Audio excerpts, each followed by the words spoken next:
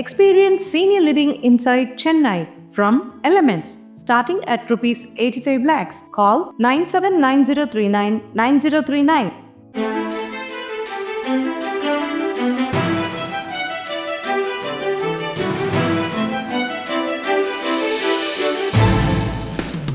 ஒரே ஒரு 5 லிட்டர் இதயம் மந்த்ரா கடல் எண்ணெய் பேக் ஒரு மாசம் முழுசுக்கும் அத்தனை சமையல முடிச்சு விடலாம். இதயம் மந்த்ரா.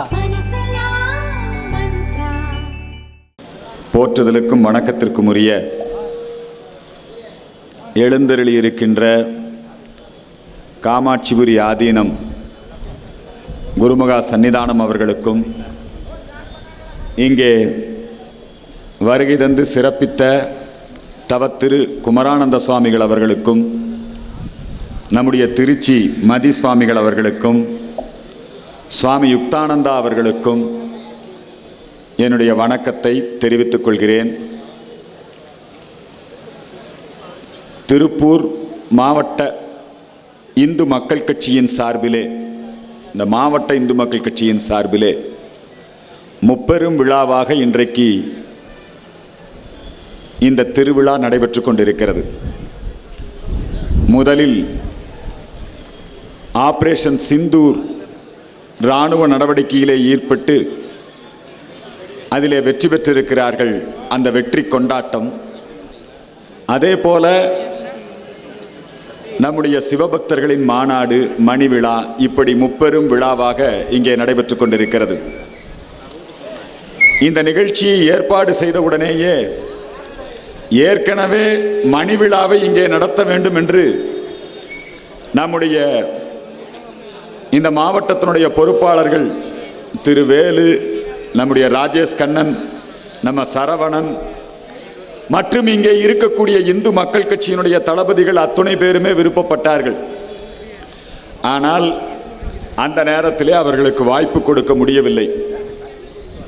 எனவே இப்பொழுது இந்த வாய்ப்பை நல்ல முறையிலே பயன்படுத்தி கொண்டு திருவிளக்கு வழிபாடு, நம்முடைய சிவபக்தர்களின் மாநாடு, இவற்றையெல்லாம் இணைத்து ஒரு சிறந்த விழாவாக இன்றைக்கு இதை நடத்தி கொண்டிருக்கக்கூடிய இந்த பல்லடம் பகுதியினை சார்ந்த, ஆனால் மாநில பொறுப்பில் இருக்கக்கூடிய அன்பு சகோதரர் வேலு அவர்களுக்கும், நம்முடைய இந்து மக்கள் கட்சியினுடைய பொறுப்பாளர் திரு ராஜேஷ் கண்ணன் அவர்களுக்கும், நம்முடைய ஈஸ்வரன்ஜி அவர்களுக்கும், அதே போல நம்முடைய சரவணன் அவர்களுக்கும் இங்கே விளக்கு வழிபாட்டை வெகு சிறப்பாக நடத்திய, வாங்க உட்கார் உட்கார், அத்துணை பேருக்கு வாங்கம்மா,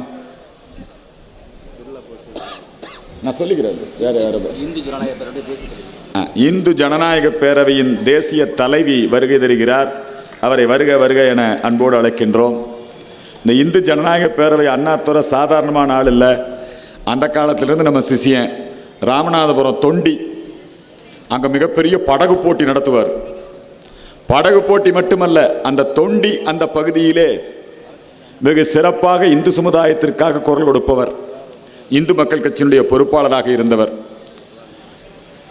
இந்த பல்லடம் பகுதியிலே என்றும் எங்களுக்கு உறுதுணையாக இருப்பவர். அந்த காலத்தில் நான் இங்கே வந்து ஷாக்கா ஆரம்பித்த போது, இந்து மக்கள் கட்சி ஆரம்பித்த போது, இந்து முன்னணி ஆரம்பித்த பொழுது, RSS ஆரம்பித்த பொழுதெல்லாம் நமக்கு என்றும் உறுதுணையாக இருந்தவர் நம்முடைய போற்றுதலுக்கும் வணக்கத்திற்கும் உரிய நம்முடைய ஈஸ்வரன் அண்ணன் அவர்கள். வந்தாலாம் அந்த கடையில் தான் உட்காருவோம். இங்கே திலீப் இவங்கெல்லாம் இருப்பாங்க.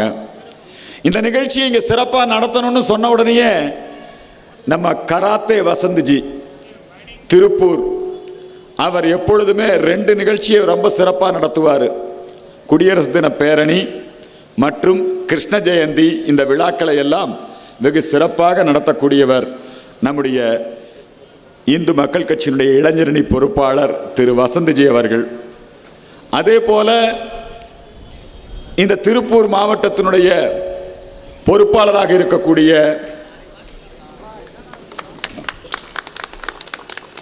திரு மணி அவர்கள், திருப்பூர் தெற்கு மாவட்டத்தினுடைய தலைவராக இருக்கக்கூடிய அன்பிற்குரிய சகோதரர் திரு ஈஸ்வரன் அவர்கள், திருப்பூர் வடக்கு மாவட்டத்தினுடைய தலைவர் என்னுடைய அன்பிற்குரிய சகோதரன் நம்முடைய வாடிவாசல் ஹரிஜி அவர்கள், ஈரோட்டு பகுதியிலே நம்முடைய கட்சிக்கு புது பொலிவும் வலிமையும் ஏற்படுத்தி இருக்கக்கூடிய நம்முடைய அங்கிருந்து வந்திருக்கிறார் அன்புராஜ். சரி சரி.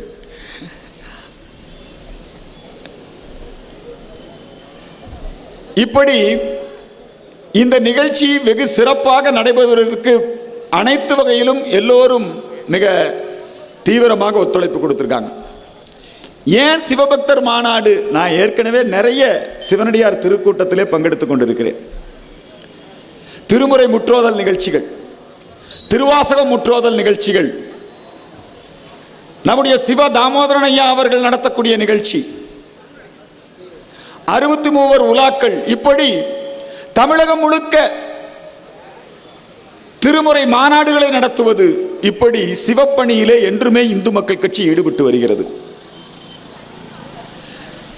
ஆனால் இன்றைக்கு சிவபக்தர்களுக்கான ஒரு மாநாடு ஏன் நடத்தணும்னா, முருகபக்தர் மாநாட்டை எங்களுடைய போற்றுதலுக்கும் வணக்கத்திற்கும் உரிய கஜபூஜை சித்தர்,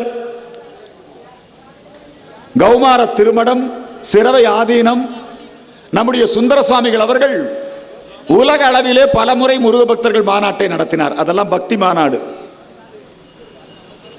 அதனைத் தொடர்ந்து நம்முடைய தமிழ்நாட்டிலே முருகப்பெருமான் மேல அனைத்து தரப்பு மக்களுக்கும் பக்தி இருக்கின்ற காரணத்தினால் முருகப்பெருமானை நாம் சொந்தம் கொண்டாடி விடுவோம் என்று சொல்லி நாம் வணங்குகின்ற கடவுள் முருகப்பெருமானை இந்த நாம் தமிழர்னு ஒரு கட்சி என்னன்ட்டான், முப்பாட்டம் முருகன்ட்டான். அதாவது நம்ம வணங்குகிற தெய்வத்தை மனுஷனாக்கிட்டான். அது நாம் தமிழர் அல்ல, அது நாம் கிறிஸ்தவர். அவங்க என்ன பண்ணிட்டாங்கன்னா, மனிதனாக இருந்து சிலுவையிலே மரித்து போன ஒரு ஜீசஸ, இயேசுவ தெய்வம்ங்கிறான். ஆனால் யாராலும் கொல்ல முடியாது. பிறப்பெறப்பட்ட ஒரு பேரருளாளன், சிவபெருமானின் மைந்தன், சிவமைந்தன், சேயோன் மேய காடுரை உலகம் என்று சொல்லுவார்கள். அப்படிப்பட்ட நம்முடைய முருகப்பெருமான மனுஷன் முப்பாட்டான்ட்டான். அவன் எப்பேற்பட்ட ட்ரிக்கு பாருங்க. அவங்க என்ன பண்ணாங்கன்னா, அழகன் முருகனை அவர்கள் ஒரு மாதிரி வரைஞ்சிட்டான், ஆடு மேய்க்கிற மாதிரி வரைஞ்சிருக்கான். ஆடு மேய்க்கிறது கேவலம் இல்லை. இப்போ அண்ணாமலை ஆட்டுக்குட்டின்னு சொல்றாங்க இல்லையா, நாங்கெல்லாம் பெருமையோடு சொல்றோம், இந்த கொங்கு நாட்டில் நாங்கெல்லாம் ஆடு மாடு மேய்க்கிறவங்க தான். ஆனால் முருகப்பெருமான கையில் ஒரு குத்தீட்டி கொடுத்து அப்படியே வரைஞ்சு முருகர், எங்களுடைய முருகன் முப்பாட்டன், இப்படி ஒரு பிரச்சாரத்தை நாம் தமிழர் சீமான் செபஸ்டியன் சைமன் செய்ய ஆரம்பித்தார். முருகப்பெருமானை திராவிட இயக்கங்கள் என்றும் இழிவுபடுத்துவார்கள். கருப்பர் கூட்டம் என்கின்ற ஒரு அமைப்பு, சுரேந்தர் என்கிறவன், அவன் முருகப்பெருமானை கந்த சஷ்டி கவசத்தை இழிவுபடுத்தினான். முதலாக இந்து மக்கள் கட்சி தான் முருகப்பெருமானை இழிவுபடுத்திய அந்த கருப்பர் கூட்டத்தின் மீது புகார் கொடுத்து அவன் மேல எஃப்ஐஆர் போட்டு அந்த சுரேந்தர் ஓடி ஒளிந்தான். அப்பொழுது இருந்த எடப்பாடி ஆட்சியிலே தேசிய பாதுகாப்பு சட்டத்திலே கைது செய்யப்பட்டான். நாங்க கொடுத்த புகார்ல. அதனைத் தொடர்ந்து தமிழ்நாடு முழுக்க வேல் வழிபாடு. சிறகிரி வேலவன் சீக்கிரம் வருக என்று சொல்லுவார்களே, நம்முடைய சென்னிமலையிலே வேல் வழிபாட்டை இந்து மக்கள் கட்சி நடத்தியது. அதற்கு பிறகுதான் பாரதிய ஜனதா கட்சியுடைய தலைவர் முருகன் நியமிக்கப்பட்டார். அந்த முருகன் வேலெடுத்து அவர் இந்த கருப்பர் கூட்டத்தை விரட்டி அடிப்போம் என்று சொல்லி தெருவுக்கு வந்தார்கள். வேல் வழிபாடு தமிழ்நாடு முழுக்க இந்து மக்கள் கட்சியின் சார்பிலே நடத்தப்பட்டது. கந்த சஷ்டி கவசம் பாராயணம் இந்து மக்கள் கட்சியின் சார்பிலே நடத்தப்பட்டது.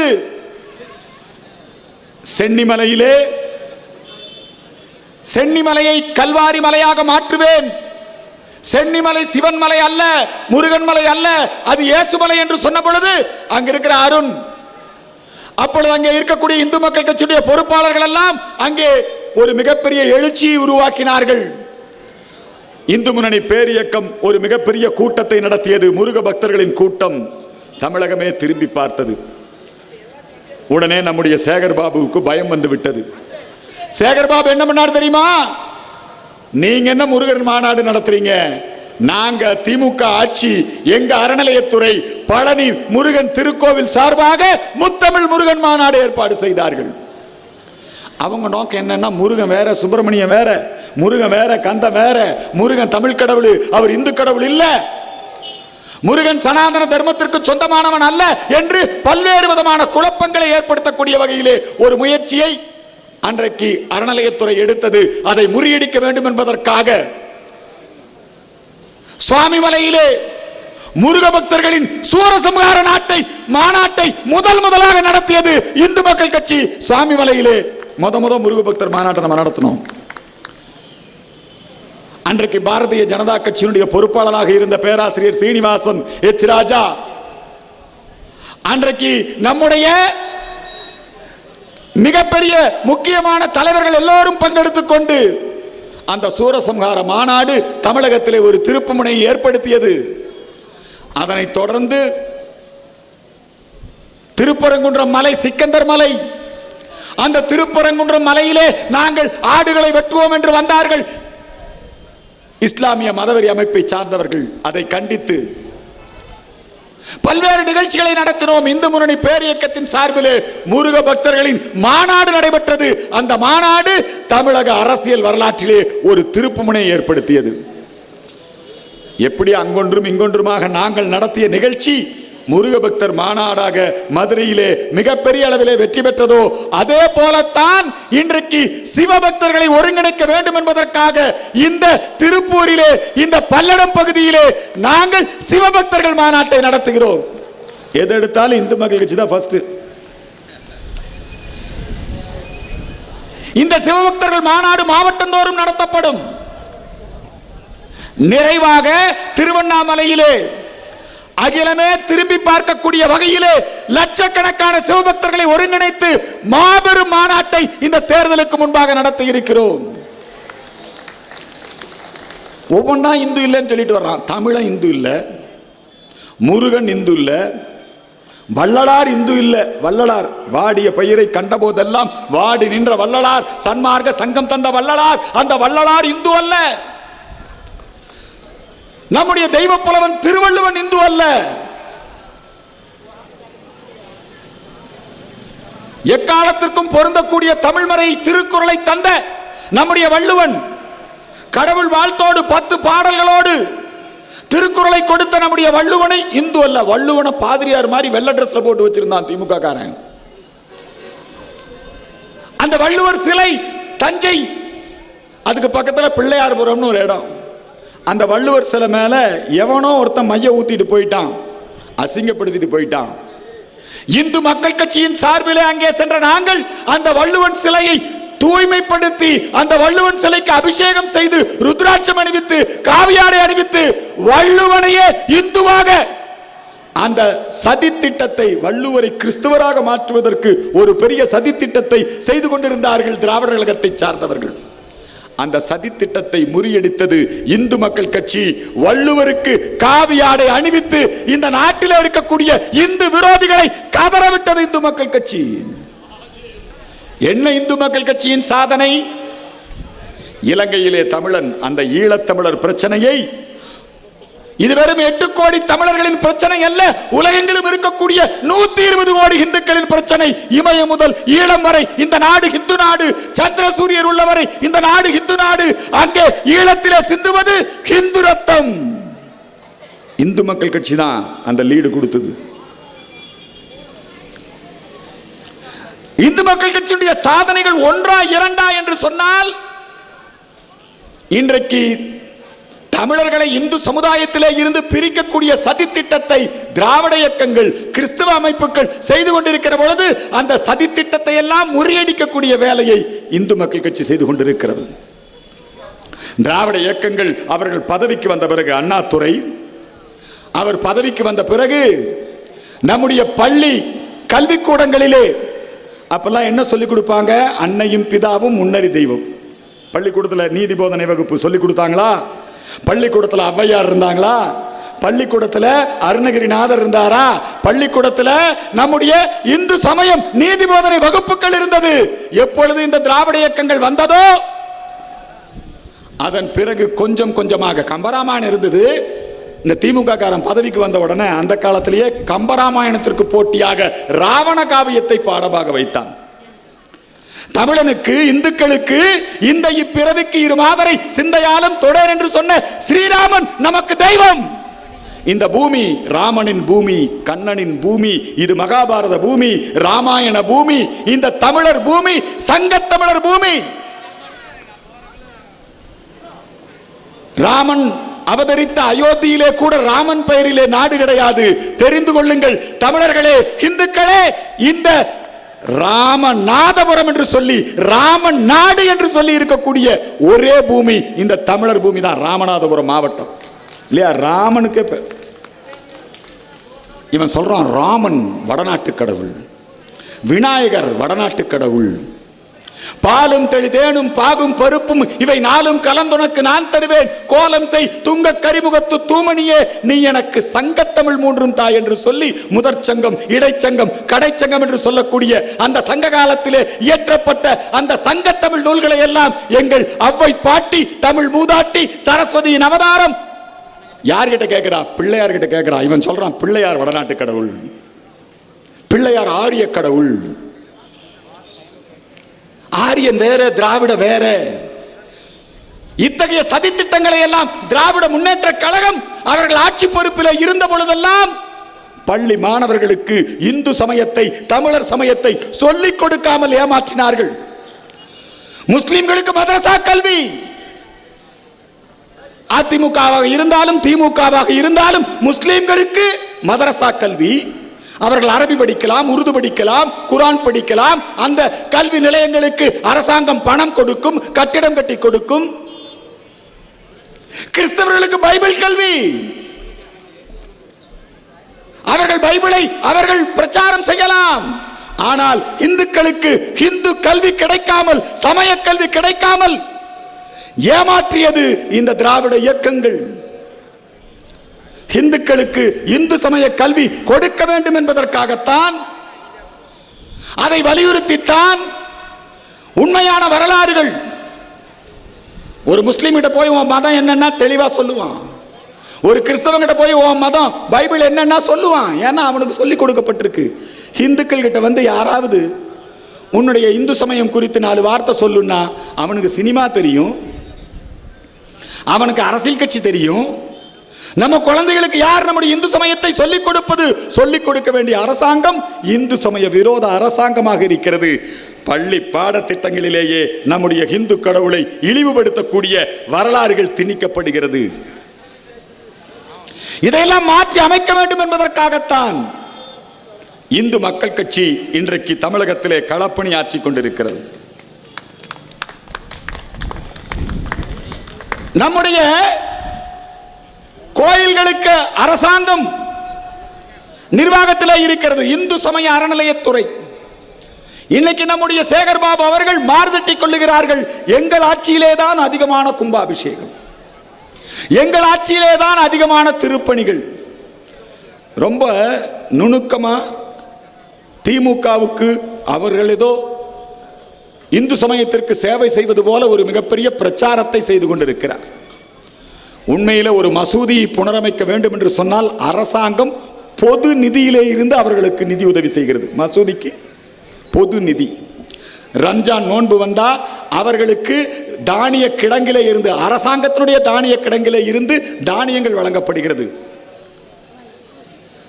கிறிஸ்தவர்களுக்கு அவர்களுடைய சர்ச்சை புனர் நிர்மாணம் செய்வதற்கு அரசாங்கம் பணம் கொடுக்கிறது. ஆனால் இந்த அரசாங்கம் எந்த காலத்திலும் புதிதாக கோயில்களை கட்டுவதற்கு நிதி ஒதுக்கியது கிடையாது. கோயில்களிலே நடத்தக்கூடிய திருவிழாக்களுக்கு அரசு நிதியமைச்சர் நிதி ஒதுக்குவதில்லை. பக்தருடைய காணிக்கையில், பக்தருடைய உபயத்தில், அரசு கோவிலுக்கு, நம்முடைய கோயிலுக்கு சொந்தமான நிலங்களிலே இருந்து வரக்கூடிய வருமானத்தில், அந்த அறநிலையத்துறை பணத்திலிருந்து தான் அவன் அந்த செலவு செய்வான். பக்தர்கள் தான் செலவு செய்வான், பூரா உபயதாரர் தான் செலவு செய்வான்.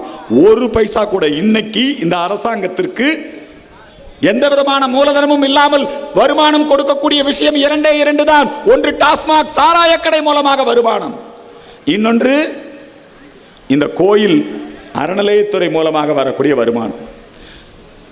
இவர்கள் தங்களுடைய தேர்தல் வாக்குறுதி, இப்ப எடப்பாடி பழனிசாமி அவருடைய பரப்புரையிலே ஒரு கருத்தை சொன்னார். கோயிலிலே பணம் இருந்தால் திமுக காரன் கண்ணை உறுத்துகிறது, ஆகவே கோயில் பணத்திலே கல்லூரி கட்டுகிறேன் என்று சொல்லுகிறாரே, அதை நாங்கள் எதிர்க்கிறோம் என்று சொன்னார். உடனே அவன் ட்விஸ்ட் பண்ணி விட்டான். கோயில் பணத்தில் கல்லூரி கட்டக்கூடாதுன்னு எடப்பாடி சொல்லிட்டாரு. அதை சொல்லலப்பா. பழனிமலை கோவில் அந்த நிதியிலே பழனி ஆண்டவர் கல்லூரி இயங்குகிறது. 20க்கும் மேற்பட்ட கல்லூரிகள் இயங்க வேண்டும் கோயில் பணத்திலே. ஆனா அது எங்க இயங்கணும்? அந்த கோயிலுடைய கட்டுப்பாட்டிலே, அந்த கோயிலுடைய நிர்வாகம் அறங்காவலருடைய கட்டுப்பாட்டிலே இந்து சமய அறநிலையத்துறை விதிகளுக்கு உட்பட்டு அந்த கல்வி நிலையங்கள் இயங்க வேண்டும்.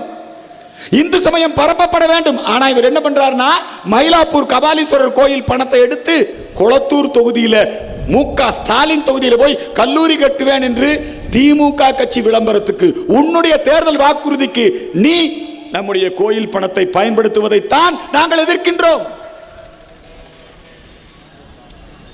ஆனா இன்னைக்கு பூரா அறநிலையத்துறையை பூரா திமுக கட்சி விளம்பரத்துக்கு பயன்படுத்துறாங்க. எப்படி காவல்துறையை திமுக கட்சிக்கு பயன்படுத்துகிறாங்களோ இப்போ ஒரு திட்டம் நடக்குது. உங்களுடன் ஸ்டாலின் அவர் மருத்துவமனையிலேயே உட்கார்ந்துகிட்டு மக்களுடன் ஸ்டாலின் அவர்னால மக்கள் பணி செய்யாம இருக்க முடியலையா?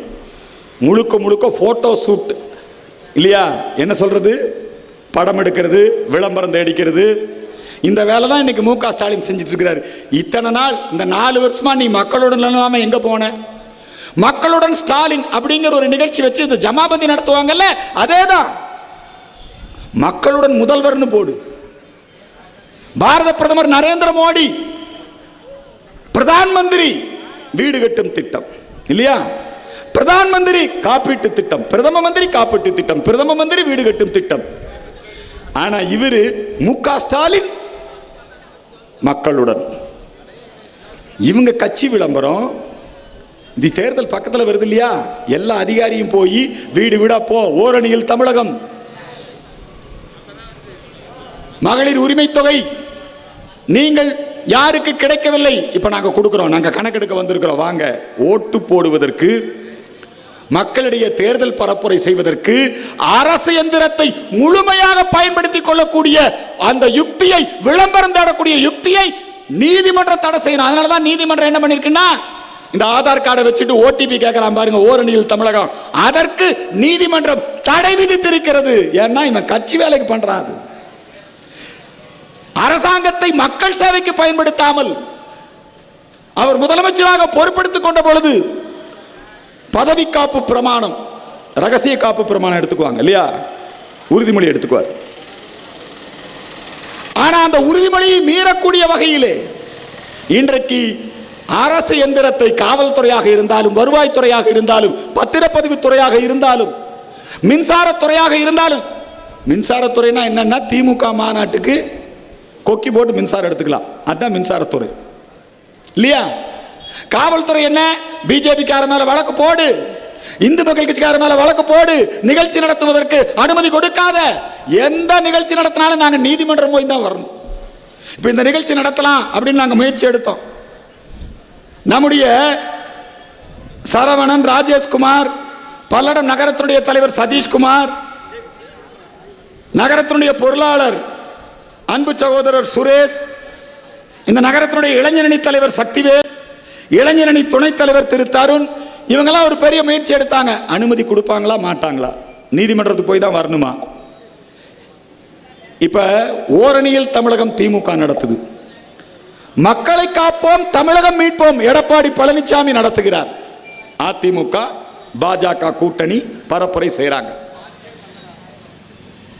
தமிழகத்திலே வெல்லும் தமிழகம் என்கிற தலைப்பிலே இந்து மக்கள் கட்சியின் சார்பிலே திருத்தணி முருகன் கோவிலிலே இருந்து நாங்கள் பிரச்சார யாத்திரையை ஆரம்பித்தோம். நாங்க யாத்திரை ஆரம்பிச்சோடனே அனுமதி கொடுக்க மாட்டாங்கன்னு நீதிமன்றத்தை அணுகிறோம். நீதிமன்றத்தை அணுகுகின்ற பொழுது என்ன சொல்லுகிறார்கள்? நீங்க அந்தந்த மாவட்ட எஸ்பி கிட்ட விண்ணப்பம் கொடுங்க, ஒட்டுமொத்தமா உங்களுக்கு அனுமதி தர முடியாது. விடுதலை சிறுத்தை எங்க வேணா சனாதன ஒழிப்பு மாநாடு நடத்தலாம், கம்யூனிஸ்டுக்கார மாநாடு போடலாம், திமுக கார எங்க வேணா கொடி கட்டலாம், ஆனா இந்து மக்கள் கட்சி பிரச்சாரம் பண்ணக்கூடாது. திருத்தணி மலையிலே துவங்கிய அந்த யாத்திரை ஒரே நாள் தான் பிரச்சாரம் நடந்தது. மக்கள் மத்தியிலே அமோக வரவேற்பு. மறுநாள் சென்னையில் வந்த உடனே அங்கிருந்து அவங்க சொல்றாங்க, உங்களுக்கு தடை. சரி, தடையை நாங்க ஏத்துக்கிறோம், நாங்க நீதிமன்றத்துக்கு போறோம், நாங்க கோயிலில் போய் சாமி கும்பிட போறோம்னு போறாரு. நம்முடைய நிர்வாகிகளை, சாமி கும்பிட சென்ற நிர்வாகிகளை அந்த சாமி விக்கிரகத்தோடு சேர்த்து கைது செய்து மண்டபத்திலே சிறை வைத்தார்கள். அதனை தொடர்ந்து செங்கல்பட்டிலே தடை, காஞ்சிபுரத்திலே தடை, இப்படி வரிசையா எங்களுடைய அனைத்து பிரச்சாரத்தையும் தடை செய்தார்கள். எல்லா செலவும் பண்ணி கொடி கட்டி அனுமதி வாங்கி எழுதி கொடுத்து கடைசி நிமிடம் வரைக்கும் வைத்திருந்து, இதுக்கெல்லாம் யார் காரணம்? இன்றைக்கு காவல்துறை ஏடிஜிபி ஐயா டேவிட்சன் ஆசீர்வாதம், அவர் தான் என்ன கைது பண்ணார். அந்த காலத்தில் மிக பெரும் படையோடு வந்து 1997 நவம்பர் மாதம் 29ஆம் தேதி போக்குவரத்து காவல்துறை அதிகாரி செல்வராஜ் கொல்லப்பட்ட பொழுது அந்த செல்வராஜ் கொலைக்கு நியாயம் கேட்ட என்னை ஒரு பெரும் படையோடு வந்து கைது செய்தவர் டேவிட்சன் ஆசீர்வாதம். அந்த டேவிட்சன் ஆசீர்வாதம் இன்னைக்கு உளவுத்துறை அதே போல ஏடிஜிபி போன்ற பொறுப்புகளிலே இருக்கிறார். அவர் இந்து அமைப்புகளுடைய எந்த ஒரு நிகழ்ச்சிக்கும் அனுமதி கொடுக்க கூடாது, குறிப்பாக இந்து மக்கள் கட்சி கொடுக்கூடாது. எல்லாம் அவர் பண்ற குளறுபடிதான். எங்கள் அமைப்புகள் குறித்து தவறான தகவல்களை பதிவு செய்து இப்ப நாங்க இங்க மாநாடு நடத்தினோம். சிவபக்தர் மாநாடு, விளக்கு வழிபாடு, ஒரு ஆன்மீக ஊர்வலம், சாமியார்கள்லாம் வந்தாங்க இல்லைங்களா? இவ்வளவு பேர் இன்னைக்கு 1000த்திற்கும் மேற்பட்டோர் இங்கே கூடினார்கள். நாங்க ஏதாவது வேறு மதத்துக்கு விரோதமா பேசணுமா?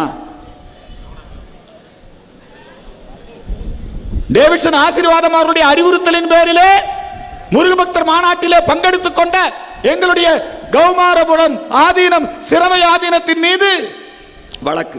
ஏன் அண்ணாமலை மேல வழக்கு போடு, அர்ஜுன் சம்பத் மேல வழக்கு போடு, நீ இந்து முன்னணி நிர்வாகிகள் மேல வழக்கு போடு. எதற்காக ஆதீனத்தின் மீது வழக்கு? ஏன் பொய் வழக்கு? அச்சுறுத்துவது, நிர்பந்தப்படுத்துவது. நாமாக்கும் குடியெல்லாம் நமனையஞ்சோம் என்கின்ற பரம்பரையை சார்ந்தவர்கள் எங்களுடைய ஆதீனங்களும் எங்களுடைய குருமகா சன்னிதானங்களும்.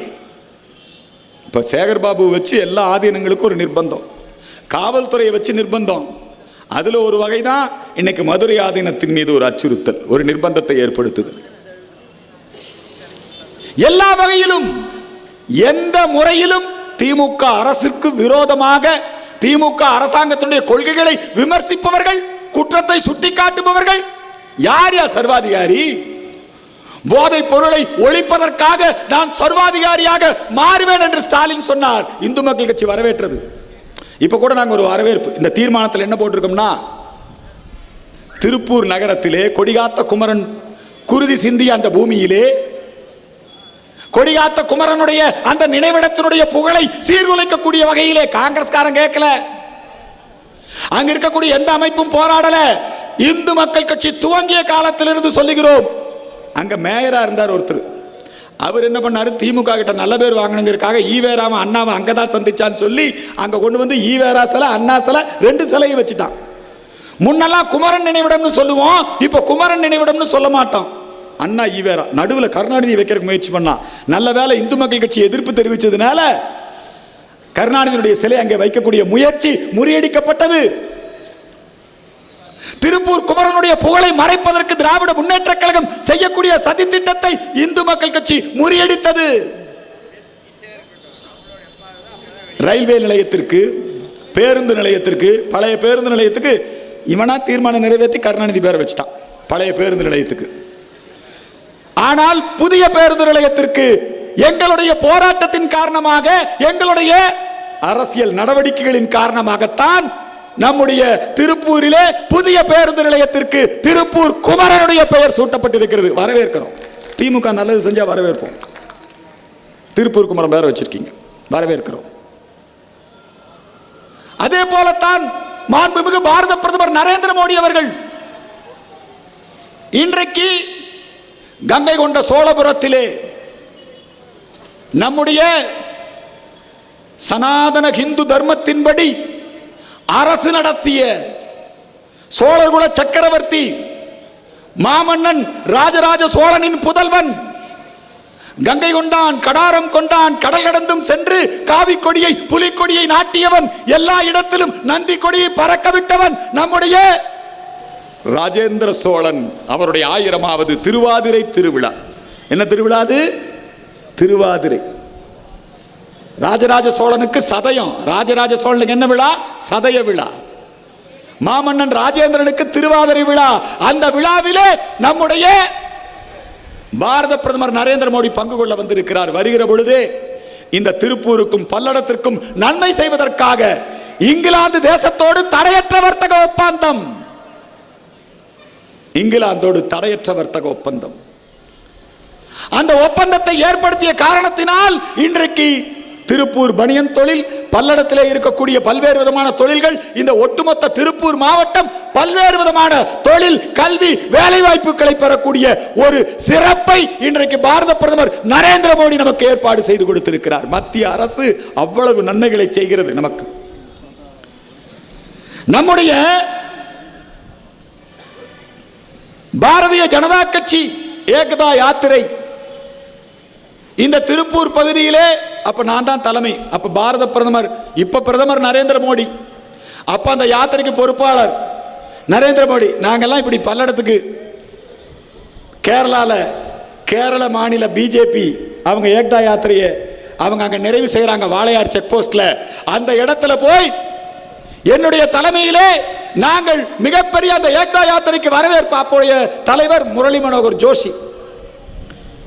அப்ப வந்தபோது முரளி மனோகர் ஜோஷி அவர்கள் இங்கே குறிப்பிட்டார், இந்தியா முழுக்க எங்க பார்த்தாலும் நோ வேகன்சி போர்டு இருக்கும், ஆனால் வேலைக்கு ஆள் தேவை என்று சொல்லி இன்றைக்கு எங்காவது நாம் விளம்பரத்தை பார்க்க முடியும் என்று சொன்னால் இந்த திருப்பூர் பகுதியிலே தான் பார்க்க முடியும். திருப்பூர் உழைப்பால் முன்னேறிய பகுதி. அப்பிருந்தே திருப்பூருக்கு பல நல்ல திட்டங்களை கொடுத்து கொண்டிருக்கிறது பாரதிய ஜனதா கட்சி. இன்னைக்கு நம்முடைய பாரத பிரதமர் நரேந்திர மோடி அவர்கள் இந்த தமிழ் கூறும் நல்லுலகம் எல்லாம் இவனுக்குள்ளே வச்சிருந்தான். எங்க பார்த்தாலும் அண்ணா சிலை, எங்க பார்த்தாலும் கருணாநிதி சிலை, எங்க பார்த்தாலும் ஈவேரா சிலை. ஏன்னா இவன்லாம் தான் தமிழன். தமிழர் தந்தை யாரு? ஈவேரா. அண்ணா யாரு? தளபதி அண்ணா.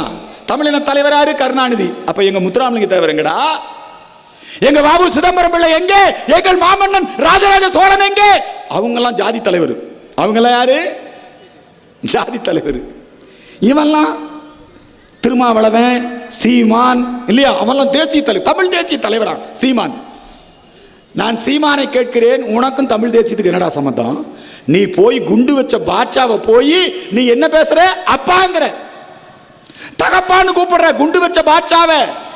அவனுடைய ஊர்வலத்தில் கலந்துக்கிற, காஷ்மீரத்தில் இந்துக்களை கொன்றொழித்த யாசின் மாலிக்கை கொண்டு வந்து இங்கே யாசின் மாலிக்கையும் பிரபாகரனையும் ஒண்ணுங்கிறான். பிரபாகர் யார் தெரியுமா? பிரபாகர் யாரு? அவனுடைய தகப்பனார் வேலுப்பிள்ளை வல்வெட்டித்துறை சிவன் கோயிலுடைய தர்மகர்த்தா. பிரபாகரன் ஒரு சிவபக்தன், விவேகானந்தருடைய பக்தன், மாவீரன் பிரபாகரன். ஒரு அர்ச்சகர் சிவாலயத்திலே ஒரு அர்ச்சகர் உயிரோடு எரிக்கப்படுவதை பார்த்த பிறகுதான் பிரபாகரன் ஆயுதமேந்தினான். அந்த பிரபாகரனுடைய படத்தை போட்டு போய் இந்த நாம் தமிழர் கட்சிக்காரனுங்க சிவாச்சாரியார்களை மிரட்டுறீங்க. ஏடா திருப்பரங்குன்றத்தில் இவன் தான் தமிழனா? தமிழ்ல அர்ச்சனை பண்ணணும். இப்ப தமிழ்ல அர்ச்சனை பண்ணாம நாங்க இங்கிலீஷ்ல பண்ணிட்டு இருக்கிறோம். போய் சொல்றா, மசூதியில் போய் சொல்லு, போய் சர்ச்சில் போய் சொல்லு, உனக்கு கடவுள் நம்பிக்கை இருக்கா?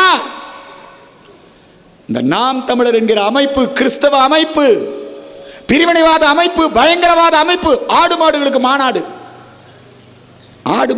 மாநாடு நடத்துறையே, ஆனா மாட்டுக்கறி திம்பேன்னு சொல்றையே, நீ தமிழனா? நான் கேட்கிறேன். ஏன்னா ஆடு மாடுக்கு மாநாடு நடத்தலாம், மேய்ச்சல் நிலங்கள் இல்லை. நாங்க இதுக்கு போராடிட்டு இருக்கிறது அர்ஜுன் சம்பத், இதுக்கு போராடிட்டு இருக்கிறது இந்து மக்கள் கட்சி. மாட்டை வெட்டி தின்பவன் எவனோ அவன் தமிழனே கிடையாது என்று சொல்லுவது இந்து மக்கள் கட்சி. இவன் என்ன சொல்றான்? நல்ல சரக்க போட்டுட்டு மாட்டுக்கறி தின்னுட்டு, உனக்கும் மாட்டுக்கு என்னடா சம்பந்தம்? சீமான கேட்கிறேன் நான். இதெல்லாம் நாங்க வச்ச கோரிக்கை. இப்ப புதுசா அவதாரம் எடுத்துட்டான் சீமான். என்ன அவதாரம்? ஈவேரா அவர் திராவிட தலைவர், அவர் தமிழர் தலைவர் இல்ல.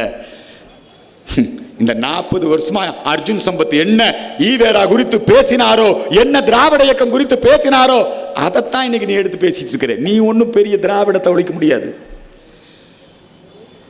உனக்கும் தமிழ் தேசியத்துக்கு என்ன சம்பந்தம்? திட்டமிட்டு எங்கள் இளைஞர்களை, எங்கள் தமிழ் உணர்வை குழப்புவதற்காக ஒரு இயக்கம் நடத்தி கொண்டிருக்கிறாய். நீ ஒரு கட்சி நடத்தி கொண்டிருக்கிறார். அதுல கொஞ்சம் பேர் ஏமாந்து எங்க ஆளுக்கு போயிட்டு இருக்கிறார். ரொம்ப ஜாக்கிரதை. பிஜேபி உள்ள நுழைஞ்சிரும், இந்து மக்கள் கட்சி வளர்ந்துரும், ஹிந்துத்வா கூடாது. அதுக்கு தான் இந்த ஏற்பாடெல்லாம். ஒரு பக்கம் இவன் சீமான், இன்னொரு பக்கம் இப்ப புதுசா வந்திருக்கிறான் ஜோசப் விஜய். எங்கள் முதலமைச்சர் ஜேவி யார் அவன்? 82 உன்னை இட்டுக்குன்னு போறதே எனக்கு பெரிய பிரச்சனையா இருக்குது. நான் புஷி ஆனந்து இந்த நாட்டில் தலைவர்லாம் எவன்னு பாருங்க. ஜோசப் விஜய் அவர் முதலமைச்சர் ஆயிடுவாராம். மக்கள் மனம் கவர்ந்த முதல்வர் ஜேவி. இந்த ஜேவின்னு நிறைய பேருக்கு புரியல. என்னடா ஜேவின்னா என்ன? ஜாயின் வெஞ்சரா? ஜேவின்னா என்ன? ஜாயின் வெஞ்சரா? அவன் கட்சியில பூரா கிறிஸ்துவ மிஷினரியில எவெல்லாம் இருக்கிறானோ அவன் தான் அவன் கட்சியில் இருக்கிறான். இந்த ஜேபிஆர் படிமலர் கல்லூரி இல்லையா, அவங்க மகன். அப்புறம் நம்ம மார்ட்டின் மாப்பிள்ளை ட்ரில் மாஸ்டர் இல்லைங்களா, பார்த்துருக்கீங்களா? அவரு ஆதவ் அர்ஜுன். பேர் பாருங்க, எல்லாம் இந்து பேர் மாதிரியே வச்சிருக்கான். ஆதவ் அர்ஜுன் கிறிஸ்டியன். எப்படியாவது தமிழ்நாட்டில் ஒரு கிறிஸ்தவனை முதலமைச்சர் ஆக்கிடணும். அது திமுக மூலமா அவங்க ஏற்கனவே அதை செஞ்சுக்கிட்டு இருக்காங்க. திமுகவில் நீங்க தெரியுமா உங்களுக்கு, கருணாநிதி குடும்பத்தில் பூந்தே பாதிரியார் குழப்பத்தை ஏற்படுத்தி மதமாற்றம் பண்ணிட்டான். கருணாநிதி பேரனை, கருணாநிதி மகன் ஸ்டாலின், ஸ்டாலின் மகன் உதயநிதி. உதயநிதி சொல்றார், நான் கிறிஸ்தவராக மாறிவிட்டேன், நான் காதலித்து மனம் செய்து கொண்ட கிருத்திகா ஒரு கிறிஸ்தவர். நான் கூட கிருத்திகான்னு பேர் வச்சிருந்ததுனால இந்த அம்மா துர்கா எல்லா கோயிலுக்கும் போகுது இல்லைங்களா. சமஸ்கிருதமே எங்க இருக்குதுன்னா துர்கா வீட்டு பூஜை அறையில் தான் இருக்குது சமஸ்கிருதம். லலிதா சகஸ்ரநாமம் இல்லைங்களா, அந்த அம்மா பண்ணக்கூடிய பூஜை யாகம் பண்ணுறவங்க போகிறான் திமுக காரன் தான். ஸ்டாலின் மாப்பிள்ளை திருச்செந்தூர் முருகன் கோயிலில் போய் சூர சம்ஹாரம், சத்ரு சம்ஹார யாகம் நடத்தினது யாரு? இந்து மக்கள் கட்சியார் நடத்தினானா, ஆர்எஸ்எஸ் காரன் நடத்தினானா, இந்து முன்னணிக்காரன் நடத்தினானா? சத்ரு சம்ஹாரம். டே திமுக காரன் ஸ்டாலின் குடும்பத்தை சேர்ந்தவன் உனக்கு யாரா சத்ருனா? எனக்கு சத்ரு எடப்பாடி பழனிசாமி, எனக்கு சத்ரு ஜெயலலிதா. இந்த ஜெயலலிதா எடப்பாடி பழனிசாமி போன்ற சத்ருக்களை அழிப்பதற்காக யாகம் பண்ணா யாரு? ஸ்டாலின் மாப்பிள்ளை. எப்படியாவது ஒரு கிறிஸ்தவ முதலமைச்சர் ஆகணும். ஏற்கனவே திமுகவை கிறிஸ்துவ முன்னேற்ற கழகமா மாத்திட்டான். திராவிட முன்னேற்ற கழகம். திமுக இருக்கிற தொண்டர்கள்லாம் சிந்திக்கணும். எஸ்ரா சர்குணம் யாரியா? எஸ்ரா சர்குணம் என்ன சொன்னான்னா, இங்க இருக்கக்கூடிய பாதிரியார்கள் கிறிஸ்தவர்கள் இந்துக்கள் மூஞ்சில போய் குத்து, அவனை கிறிஸ்தவனா மதம் மாத்து சொன்னது யாரு? எஸ்ரா சர்குணம். இந்த எஸ்ரா சர்குணம் சமூக நீதி பேரவைன்னு ஒன்று வச்சுக்கிட்டு இருக்கான். அந்த எஸ்ரா சர்குணத்துடைய பேரை எங்க கொண்டு வைக்கிறான்? நம்முடைய வால்டாக் ஸ்ட்ரீட் அங்க கூட எஸ்ரா சர்குணம் பேரு. இன்னொருத்தர் தான், மொடவர் நடக்கிறார், குருடர் பார்க்கிறார், செவிடர் கேட்கிறார், இயேசு அழைக்கிறார், ஜீவிக்கிறார். யாரு? சகோதரர் தினகரன், அவர் மக பால் தினகரன். இந்த தினகரனுடைய பேரை அதிமுக ஆட்சி காலத்துல எதுக்கு வச்சாங்க? எல்லா மந்திரிகளும் எல்லா எம்எல்ஏக்களும் டெய்லி போயிட்டு இருப்பான் கிரீன்வே சாலை, அதுக்கு டிஜிஎஸ் தினகரன் பேர். இதெல்லாம் விட சத்தம் இல்லாமல் இன்னொரு வேலையை கனிமொழி, விடுதலை சிறுத்தை எல்லாம் சேர்ந்து செஞ்சாங்க. என்னன்னு தெரியுமா? எங்கள் பிரதமர் நரேந்திர மோடியை கொலை செய்ய சதித்திட்டம் தீட்டினான் ஒருவன். அவனை ஸ்டேன் சாமிங்கிறான். நீ பாதிரியார்னு சொல்லு, ஸ்டேன்ஸ் பாதிரியார் எதுக்குடா சாமிங்கிறீங்க? இந்துக்களை குழப்பறது. அந்த ஸ்டேன்ஸ் பாதிரியார் கம்யூனிஸ்ட் இயக்கத்தில் இணைந்து,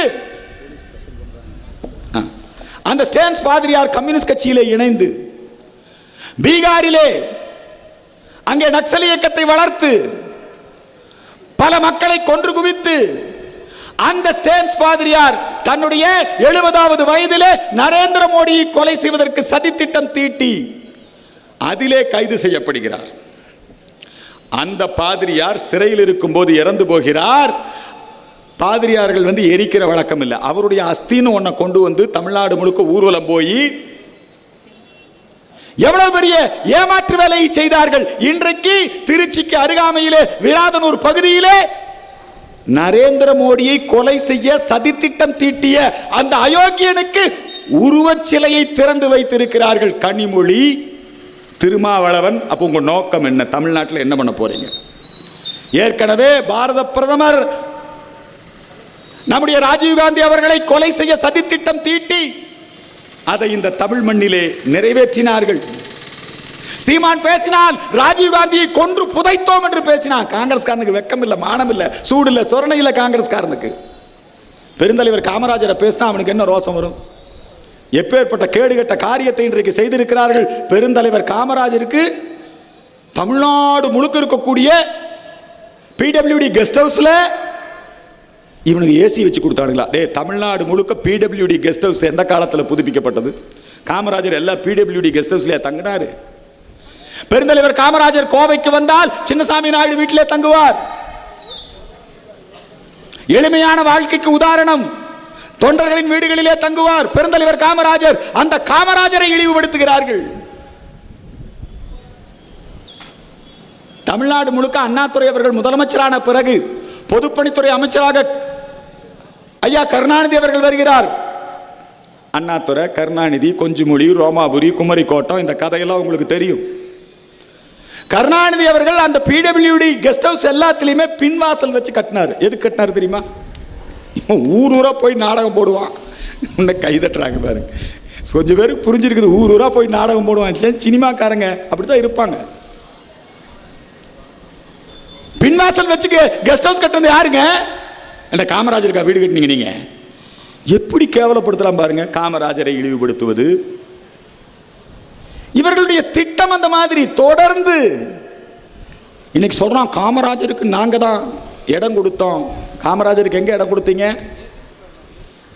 ஏசி கொடுத்தோம், இடம் கொடுத்தோம். காமராஜருக்கு ரொம்ப நீங்க அண்ணாதுரை இருக்கும் போதே ஐயா கருணாநிதி அவர்களும் சிஎன் அண்ணாதுரை அவர்களும் வேண்டுமென்றே உள்நோக்கத்தோடு பெருந்தலைவர் காமராஜரை மங்களமும் கோமளமும் உண்டாகட்டும்னு பேசினார் அண்ணாதுரை. ரொம்ப கேவலமா விமர்சிப்பானுங்க.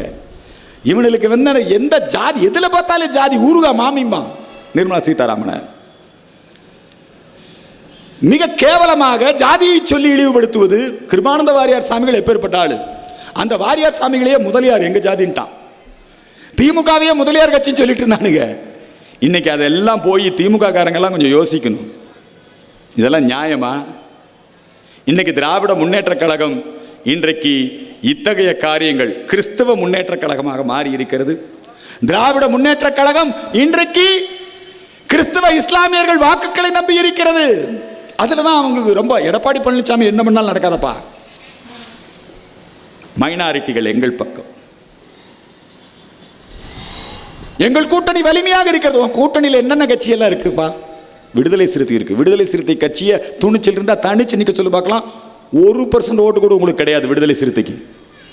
ஏற்கனவே மக்கள் நல கூட்டணின்னு அண்ணன் வைகோ, பெட்டி கோபால் ஞாபகம் இருக்கா? அவர் தானே ஜெயலலிதா அம்மா மூலமா மக்கள் நல கூட்டணின்னு 3வது அணி 4வது அணி என்னமோ ஒரு அணியை உருவாக்கி அவர் உருவாக்கினாரு. எல்லாம் சேர்ந்து எத்தனை பேர் சேர்ந்து எவ்வளவு? 2% ஓட்டு கூட வாங்கல. சரி, கம்யூனிஸ்ட் கட்சிக்காரன் தனிச்சு நின்னா எத்தனை ஓட்டு கிடைக்கும்? இவங்க கட்சியில எந்த கட்சியுமே வலிமையான கட்சி கிடையாது. எல்லாம் மைனாரிட்டி ஓட்ட நம்பிதான். எல்லாம் இந்து விரோதம், தேசிய விரோதம், தேச விரோதம். கருணாநிதி அவர்கள் முதலமைச்சராக இருந்த போது கூட நம்முடைய பாரத நாட்டை இந்திய நாடு, மத்திய அரசு என்று அழைத்தார். ஆனால் மு.க. ஸ்டாலின் முதலமைச்சரான பிறகு இந்திய நாடுன்னு சொல்ல மாட்டேங்கிறான், மத்திய அரசுன்னு சொல்ல மாட்டேங்கிறான், ஒன்றிய அரசு. எப்பேற்பட்ட பிரிவினைவாத கருத்துக்கள்! லஞ்சம் ஊழல் என்னைக்கு இருந்தாலும் பிடிச்சிருவோம்.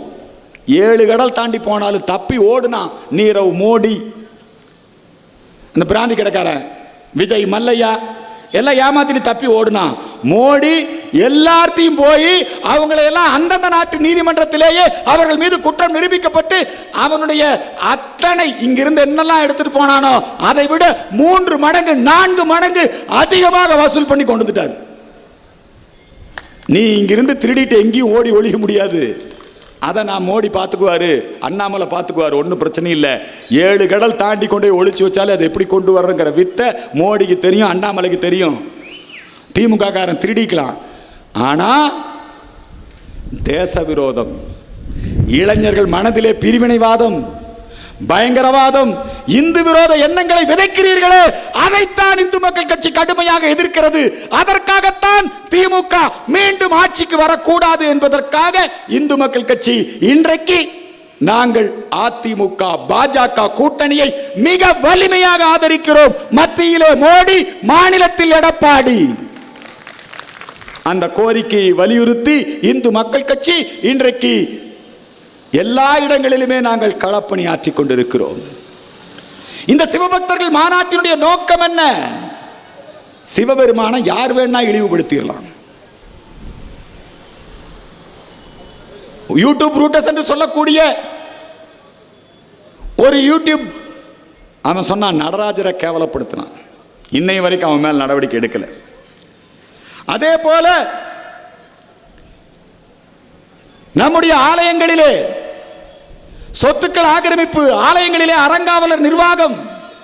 யார் அறங்காவலர் நிர்வாகம்னா, எவன் குற்ற பின்னணி உள்ளவனா இருக்கானோ, எவன் திமுக காரனா இருக்கானோ, எவன் விடுதலை சிறுத்தையோ, எவன் கடவுள் இல்லைன்னு சொல்றானோ அவனை கொண்டு வந்து அறங்காவலரா போடுறான். நம்முடைய தெய்வத்தமிழ் நாட்டிலே இன்றைக்கு மக்கள் பல்வேறு விதமான துன்பங்களுக்கு, துயரங்களுக்கு ஆளாகி கொண்டிருக்கிறார்கள். விசைத்தறி தொழிலாளர்களுக்கு மின்கட்டண உயர்வு, தொழிற்சாலைக்கு மட்டும் மின்கட்டண உயர்வு. மின்வாரியம் ஊழல் வாரியமாக மாறியதற்கு காரணம் யார்? பாட்டில் பாலாஜிக்கு சாராயத்துறை அமைச்சர் மட்டுமல்ல, அவர் மின்வாரியத்துக்கும் அமைச்சராக இருந்தார் பாட்டில் பாலாஜி. அந்த மின்வாரியம் ஊழல் வாரியம் பெருந்தலைவர் காமராஜருக்கு பிறகு மின் உற்பத்தி திட்டங்களை இவர்கள் துவக்கவில்லை. மின்சாரத்தை அண்டை மாநிலங்களிலே தனியாரிடமிருந்து வாங்குவார்கள். வாங்கினா தானே கமிஷன் கிடைக்கும். இதை நான் மட்டும் சொல்லல, கமிஷன், கலெக்ஷன், கரப்ஷன். ஸ்டாலின் அவருடைய ரொம்ப நல்ல இங்கிலீஷ் பேசக்கூடியவர். ஸ்டாலின் சாதாரண ஆள் இல்லை. கமிஷன், கலெக்ஷன், கரப்ஷன் நல்லா இங்கிலீஷ் பேசுவார் ஸ்டாலின். தளபதி அல்லவா? அந்த கமிஷன், கலெக்ஷன், கரப்ஷனுக்கு உதாரணமே திராவிட முன்னேற்ற கழகத்தினுடைய இந்த திராவிட மாடல் ஆட்சி தான். பெங்காலியும் பேசுவார். அங்க மம்தா பானர்ஜி கூப்பிட்டாங்கன்னு அங்க போய் எவனோ எழுதி கொடுத்து பெங்காலியில், தமிழையே எழுதி படிக்க முடியாதவர் பெங்காலி பேசுவார். இந்தி கூட்டணி, மலையாளம் பேசுவார். இவருக்கு வந்துங்க, இவருக்கும் கம்யூனிஸ்ட் கட்சிக்காரனுக்கு இருக்கிற உறவு இருக்கு பாருங்க, தொப்புள் கொடி உறவு. கேரளாவிலிருந்து கொண்டு வந்து மருத்துவ கழிவை இங்கே கொட்டுறான், குப்பைகளை கொண்டு வந்து கொட்டுறான். இங்கிருந்து அன்றாடம் நம்முடைய மணல், நம்முடைய கனிம வளங்கள் அன்றாடம் கேரளாவுக்கு சென்று கொண்டிருக்கிறது. திமுக காரன் பூரா கமிஷன் வாங்கிட்டு இருக்கான். இந்த ரேஷன் அரிசி அதை கேரளா கொண்டு போய் வித்து சம்பாதிக்கிறான். கேரள மாநிலம் முல்லை பெரியாறு அணை விஷயத்திலே நமக்கு எதிராக இருக்கிறது. சிறுவாணியிலே நமக்கு எதிராக இருக்கிறது. உடுமலைப்பேட்டைக்கு மேல இருக்கக்கூடிய அந்த அணைக்கட்டு, அந்த இடத்துல கேரள மாநிலம் நமக்கு எதிராக இருக்கிறது. ஆனா இவன் அங்க போய் கேரள மாநிலத்தில் போய் அவங்களோட மலையாளத்தில் பேசிட்டு பினராயி விஜயனும் மு.க. ஸ்டாலினும் 2 பேரும் சேர்ந்து விழாக்கள் நடத்துவது. அங்க போய் சொல்லப்பா, சிறுவாணி அணை அந்த நீர் மட்டம் அது உயர்த்தப்பட வேண்டும், முல்லை பெரியாறு அணை அது குறித்து தவறான பிரச்சாரம் செய்யக்கூடாது, குப்பையை கொண்டு வந்து இங்கே கொட்டக்கூடாது, கனிம வளங்கள் இங்கே கொள்ளையடிக்கப்படக்கூடாது. இதை பத்தி பேசினா கம்யூனிஸ்ட்கார சத்தம் இல்லாமல் இருக்கான். கம்யூனிஸ்ட்கார அதுக்கெல்லாம் ஆதரவு. தமிழனுக்கு விரோதம், தமிழ்நாட்டுக்கு விரோதம்னா அவனுக்கு சக்கரதுங்கிற மாதிரி கம்யூனிஸ்ட்காரனுக்கு. ஆனால் கம்யூனிஸ்ட்காரனை உண்மையிலேயே தலையெழுத்துங்க, பாராட்டணும். திமுக கார மாதிரி கம்யூனிஸ்ட்காரனை உலகத்தில் எவனும் கேவலப்படுத்த முடியாது. அவனுக்கு கூப்பிட்டு பொதுவாக தேர்தல் வேலைக்கு பணம் கொடுத்தா எப்படி கொடுப்பாங்க? திருட்டுத்தனமாக தெரியாமல் கொடுப்பாங்க. இவனுக்கு விலையே அவ்வளவுதான். இவனுக்கு 10 கோடி, அவனுக்கு 12 கோடின்னு நேரடியாக பணத்தை கொடுத்து தேர்தல் கமிஷன்லையும் சொல்லிட்டான். கம்யூனிஸ்ட்காரன் கிட்ட காசு வாங்கினான். அவன் கூட்டணி விட்டு எப்போ வெளியே போக முடியாது. கேவலப்படுத்தினா பாருங்க, வைகோவை கேவலப்படுத்தினா பாருங்க. இப்போ நீ என்ன சொல்லிடா கட்சி ஆரம்பிச்ச? மு.க. ஸ்டாலின் அரசியலுக்கு வரக்கூடாதுன்னு சொல்லி தான் நீ பண்ண. வாரிசு அரசியலை எதிர்த்து தானே ஆரம்பிச்ச. ஓ வாரிசுக்கே நாங்க ஓட்டு போட்டதாடா ஜெயிக்க வச்சோன்னு சொல்லி நீங்க பாருங்க, ஒரு தற்கொலை கட்சியா மாறி போச்சு மதிமுக. அந்த கணேசன் தென்னை மரத்துக்கு அவர் எப்பேற்பட்ட ஆளுங்க. திமுக அண்ணாவின் வாரிசு, சாதாரண ஆள் இல்லை. கணேசமூர்த்தி அப்பவே மாவட்ட செயலாளர் இருந்தவர். அவரு பலமுறை எம்பியா இருந்தாரு. அவரே என்னன்னா பூச்சி மருந்து கொடுத்து செத்து போயிட்டார். ஏன்னா துரை வைகோ அவருக்கு தான் எம்பி, உனக்கு சீட் இல்லைன்ட்டா. இன்னைக்கு வைகோ எப்படி நாடகம் போடுறாரு பாருங்க. மல்லை சத்யா விவகாரத்திலே இயேசுவை எப்படி சிலுவையில் அரைஞ்சாங்களோ அதே மாதிரி வைகோவை அழகா திமுக காரன் சிலுவையில் அரைஞ்சு இன்னைக்கு வைகோவுடைய அரசியலுக்கு முடிவு கட்டியிருக்கா திமுக காரன். பிஜேபி காரனுக்கு இப்படி இன்னொரு கட்சியை கபலீகரம் பண்ண தெரியாது.